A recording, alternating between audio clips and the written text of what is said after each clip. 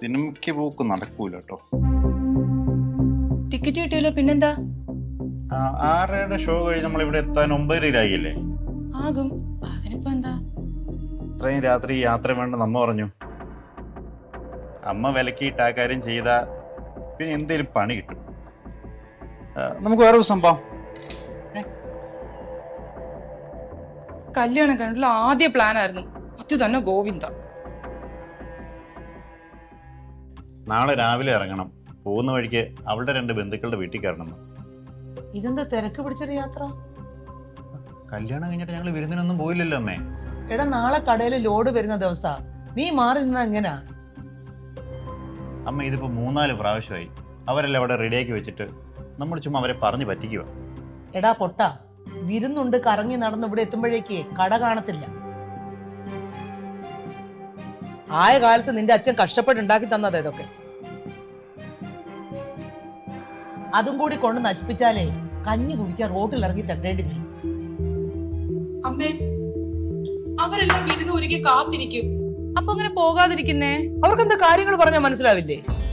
ഒരു ബിസിനസ്സുകാരനെ കെട്ടുമ്പോഴേ ഇങ്ങനെ ചില ബുദ്ധിമുട്ടുകളൊക്കെ ഉണ്ടാവും. ബിസിനസ് മറന്ന് അടിച്ചു പൊളിച്ച് നടക്കാനൊന്നും ഞാൻ സമ്മതിക്കില്ല. നിന്റെ വീട്ടുകാരോടെ ഞാൻ വിളിച്ചു പറഞ്ഞോളാം.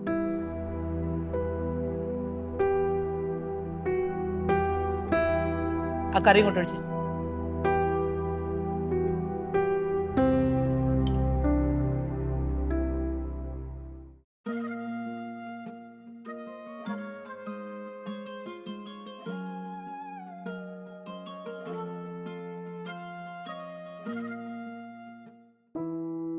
ഇത്തവണയും വിരുന്ന് ചെല്ലാന്ന് പറഞ്ഞത് അവർക്ക് വിഷമായി.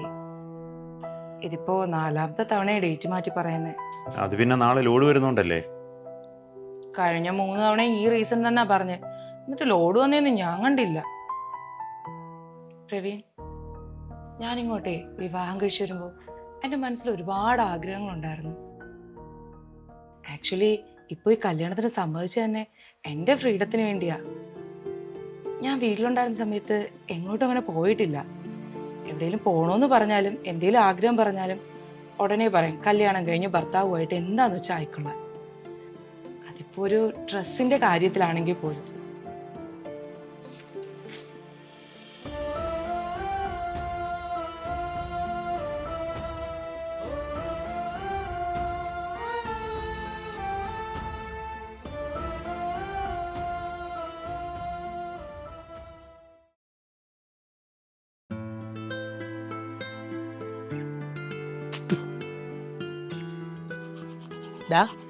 അക്കരെ പറമ്പിൽ തേങ്ങ ഇടാൻ ആൾക്കാർ വന്നിട്ടുണ്ട്. നീ അങ്ങോട്ട് ചെന്നേ, എന്നിട്ട് വണ്ടി എടുത്തിട്ട് കുറച്ച് തേങ്ങ മാളുവിന്റെ വീട്ടിലേക്ക് കൊണ്ടു കൊടുക്കാം. ഞാൻ മാളുവിന്റെ അങ്ങോട്ട് പോയാൽ ലോഡ് വരുമ്പോ ഇവിടെ ആരാ? അതൊക്കെ ഞാൻ നോക്കിക്കോളാം. അല്ലെങ്കിൽ നീ നിന്നാലില്ലെങ്കിലും കണക്കാ. പിന്നീട് ഞാൻ വേണം എല്ലാം ക്രോസ് ചെക്ക് ചെയ്യാൻ. എന്നാ അമ്മയ്ക്ക് അത് ഇന്നലെ പറഞ്ഞുകൂടായിരുന്നു? ഞങ്ങൾ രണ്ടുപേരും കൂടെ വിരുന്നിന് പോകുമായിരുന്നല്ലോ. പിന്നെ വിരുന്നെന്നും പറഞ്ഞ് വെട്ട് വിഴുങ്ങാനേ അങ്ങോട്ട് കയറി ചെന്നാ പോരാ. അവിടെയുള്ള പട്ടിക്ക് പൂച്ചയ്ക്കും വരെ എന്തെങ്കിലുമൊക്കെ വാങ്ങിക്കൊണ്ട് ചെല്ലണം. അതൊന്നും നീ ആലോചിക്കാത്ത എന്താ?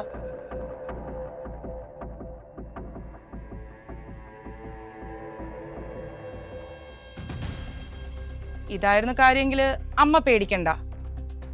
അവർക്കൊന്നും വേണ്ട. അവരാരും ഒന്നും പ്രതീക്ഷിക്കുന്നുമില്ല. പറഞ്ഞേ, ഞങ്ങൾ ഇങ്ങനെ പല കാര്യങ്ങളും ഡിസ്കസ് ചെയ്യും. അതിങ്ങനെ മിണ്ടാപ്പൂച്ചയെ പോലെ ഒളിഞ്ഞു വന്ന് കേൾക്കുന്നതേ അത്ര നല്ല കാര്യമൊന്നുമല്ല.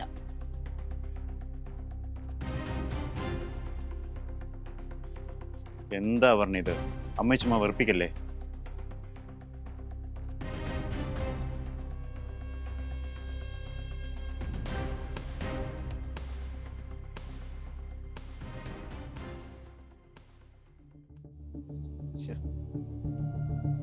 പ്രവീണേ, ടാങ്കിൽ വെള്ളല്ല, അമ്മ ഓട്ടൊന്നിട്ടേ.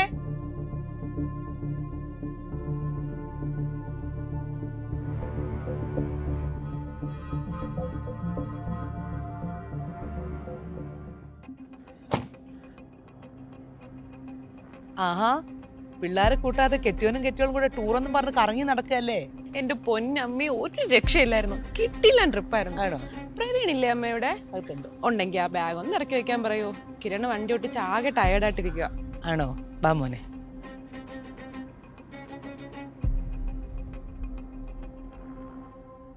അളിയോ അറിയാ മോനെ കാർന്ന് പെട്ടിങ് എടുത്തോ. താക്കോൽ.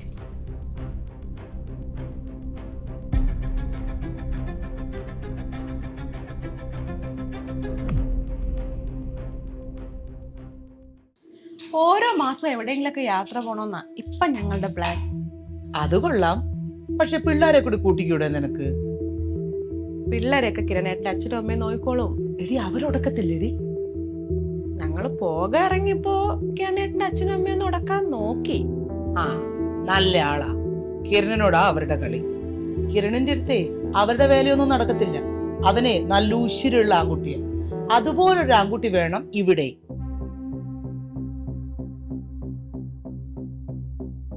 ഇതൊക്കെ എന്നെ കൊണ്ട് ഒറ്റയ്ക്ക് നോക്കി നടത്താൻ പറ്റുമോ? അമ്മ ഒരു വിളി വിളിച്ചാ കിരണേട്ടൻ പാഞ്ഞു വരും. പക്ഷെ അമ്മ വിളിക്കത്തില്ലല്ലോ.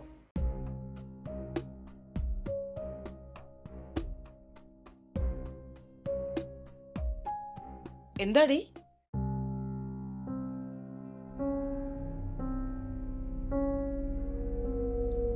എന്തോ തല ഇറങ്ങുന്ന പോലെ.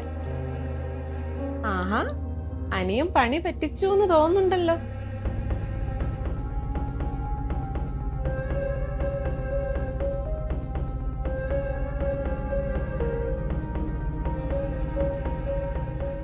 എന്തടി, എന്ത് പറ്റി? ഭാര്യയ്ക്കൊരു തലകറക്കം. അതെയോ? ചെലവുണ്ട് കേട്ടോ.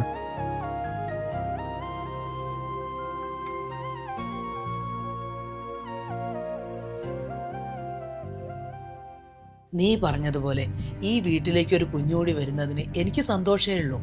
പക്ഷെ ഇപ്പോഴത് വേണ്ട. അതെന്തുകൊണ്ടാന്നാ ഞാൻ ചോദിച്ചേ. ഡേ, ഇപ്പൊ അവനെ ഫുൾ ടൈം ഷോപ്പിൽ ആവശ്യം. ഇതുപോലുള്ള തിരക്കൊക്കെ ആയി കഴിഞ്ഞാ അതൊന്നും ശരിയാവത്തില്ല. പിന്നെ ഈ ഷോപ്പ് നിനക്കാണെന്നുള്ള കാര്യം അവനോട് ഇന്നേ വരെ ഞാൻ സംസാരിച്ചിട്ടില്ല. ആവശ്യങ്ങളൊക്കെ കൂടിക്കൂടി വരുമ്പോ എന്തായാലും അതിനെക്കുറിച്ചൊരു സംസാരം ഉണ്ടാവും.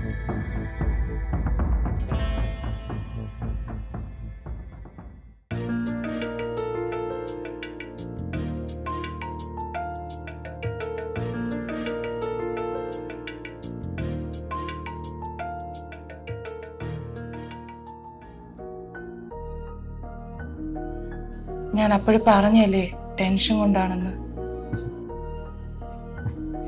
പോട്ടെ, ഞാൻ വെറുതെ ഒരുപാട് സന്തോഷിച്ചു.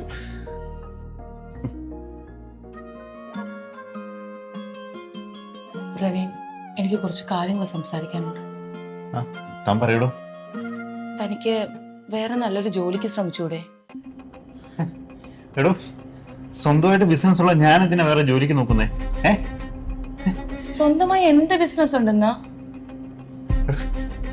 തന്റെ ബോധം പോയോ? ഈ ഷോപ്പ് പിന്നെ ആരുടെയാ? ആരുടെയാ? പ്രവീൺ, താൻ അവിടുത്തെ ആരാന്നാ ചോദിച്ചേ?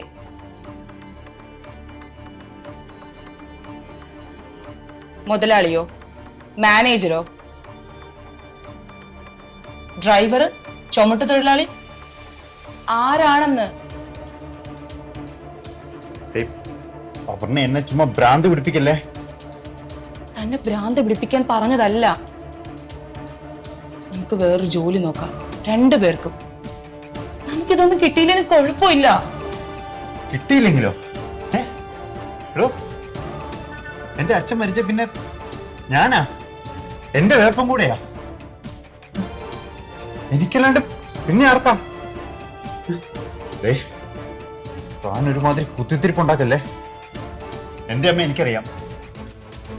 തനിക്ക് അത്രയ്ക്ക് ഉറപ്പാണോ? എങ്കിൽ ഞാൻ പറയുന്ന രീതിയിലേ അമ്മയടുത്തൊന്ന് പറയാവോ?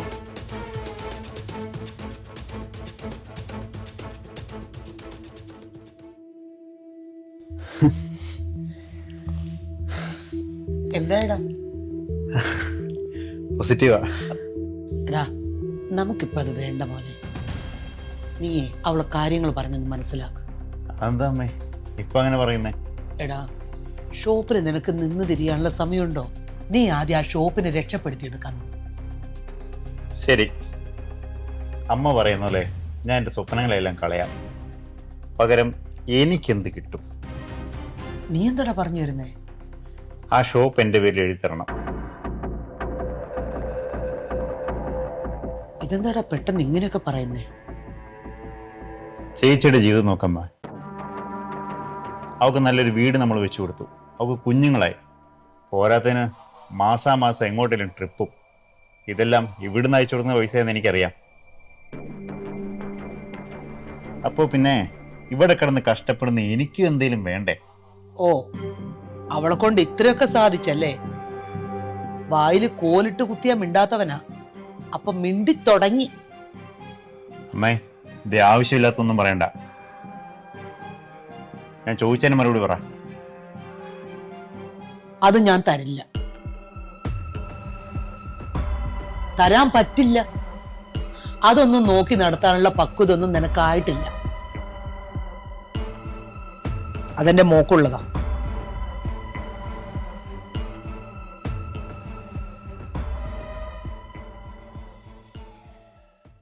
ഇവരൊക്കെ തന്നെയാ എന്നെ ഇങ്ങനെ ആക്കിയത്. കുട്ടിക്കാലത്ത് ഞാൻ ഒരുപാട് കരഞ്ഞിട്ടുണ്ട്. കൂട്ടുകാരോട് കളിക്കാൻ പോകാൻ പറയും. പിന്നെ പിന്നെ അമ്മ മാത്രമായി എൻ്റെ ആകെയുള്ളൊരു ഫ്രണ്ട്. അമ്മയോട് ചെറുതായി പോലും മറുത്തു പറയാൻ എനിക്ക് പേടിയായി തുടങ്ങി. പോട്ടെ, ഇപ്പോഴെങ്കിലും എല്ലാം മനസ്സിലായല്ലോ. ഞാനിപ്പോ ഒരു വട്ട പൂജയാ. എന്നെ ഇനി തനിക്ക് വേണോ?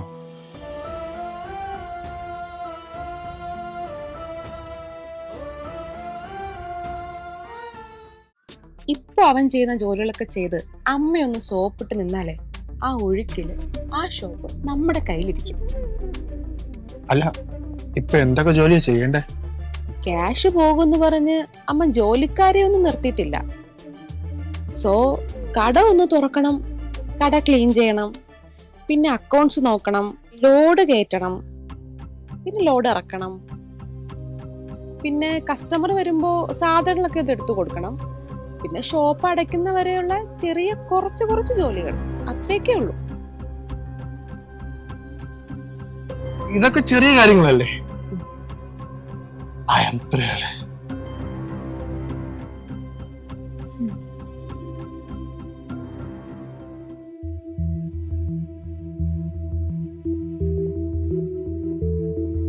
അമ്മേ, ഞങ്ങൾ ഇറങ്ങുക.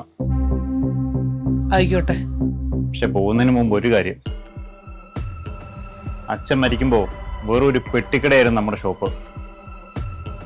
അത് ഇന്ന് ഈ കാണുന്ന നില എത്തിച്ചത് എൻ്റെ അധ്വാനമാണ്.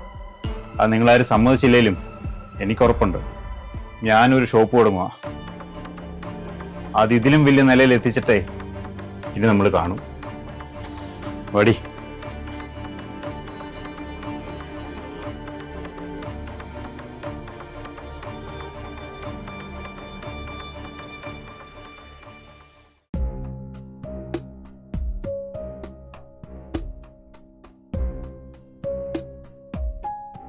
പ്രവീണും അവരിനൊക്കെ പോയി മോളെ. പോകുന്നവരൊക്കെ പോട്ടെ. എവിടെ കിരൺ? എവിടെ? കിരണും പോയി. കട തുറക്കാൻ പോയോ?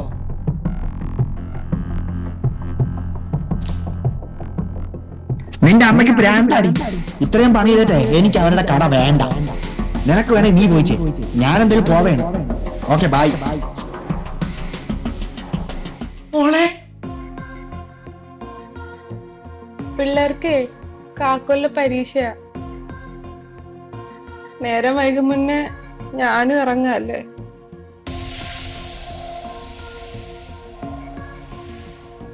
ബൈ അമ്മ. മോളെ.